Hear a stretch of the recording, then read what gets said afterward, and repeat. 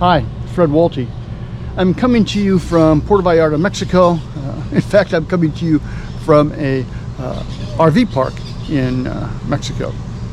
And I want to talk about the transition from where we are today to a carbon neutral future, hopefully sometime before 2050. Now, we've been talking about it at the strategic and policy level for a while. Even NGIN has held a couple of roundtable discussions with utility executives and grid operators on, well, what's the transition plan? Now, I want to talk about it on a practical level because I don't believe we're going to have a disruption. I believe we have to have a transition. Now, there are a lot of smart people, by the way, who really disagree with me. Professor Tony Seba, who is incredibly bright, who I love, believes that, and says, well, there's not a disruption until there is. And of course, he's right. And he believes that the automobile industry is going to be disrupted by the electric vehicle within a year or two. But I've made my living in technology. No, everybody who knows me would say, oh God, Walti isn't a technologist. You're right, I'm not. I don't understand technology that well. But I do understand how technology can change our lives and our businesses. That's where I've made my living for the last 30 years. The nuts and bolts. How do we make our lives better? How do we make our businesses better through technology?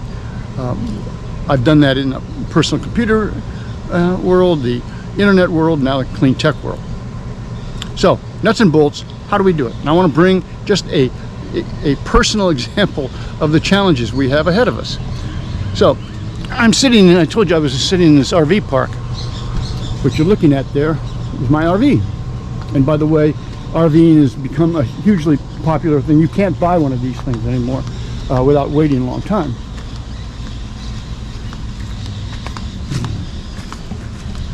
Okay, so my goal is to, we camp out, we don't plug in usually, and we try to go in the woods and so forth. And my goal is to do one night, overnight, on the batteries. Doesn't seem like a big deal, right? But we're electricity hogs. We have a couple computers, a couple iPads, a couple phones, we watch TV, you have the lights on, can never do it. So yours truly figured, let's do lithium-ion batteries.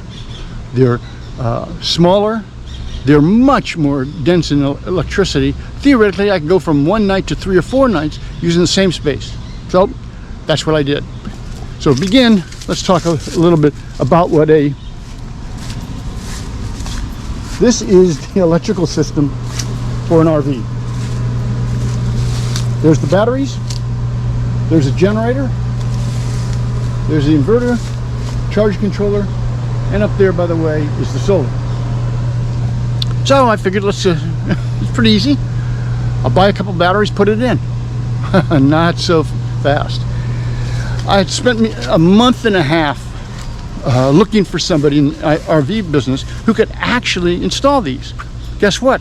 This is bleeding edge stuff for the RV world. Lithium-ion batteries. I finally found one guy in Apple Valley, of all places, that could install them. So I spent a day and a half in Apple Valley, and he replaced my batteries. We reprogrammed the inverter, got a different charge controller, and off I went. Karen and I and the dogs drove to Colorado. Got to Colorado, nothing was charging.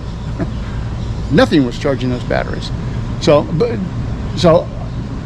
got it back in RV, drove 2 days back to Apple Valley to the one guy who knows anything about this, and said, what's the problem? Well, as it turns out, the inverter can't work with these lithium-ion batteries, so I need a new inverter, and I need a new charge controller, and yada, yada, yada. $4,000 later, I have a system that works. It's great.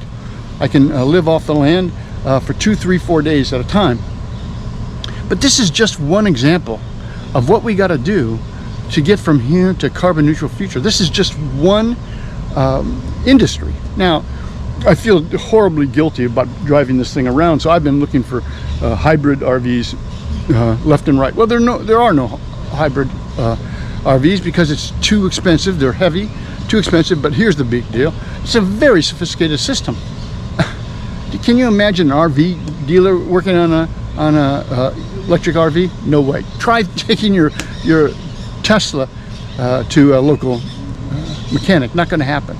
So here on the ground, we have to figure out how to transition these industries to electric and hydrogen, non-fossil fuel. It's going to be tough. It's going to take time.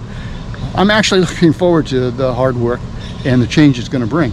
But okay, this one example coming to you from Mexico. Look forward to talking to you again. Oh, by the way, if you like this, don't like it, make a comment. I don't care. Just engage. That's what I'm interested in. Okay, thanks, and take care. Talk to you again.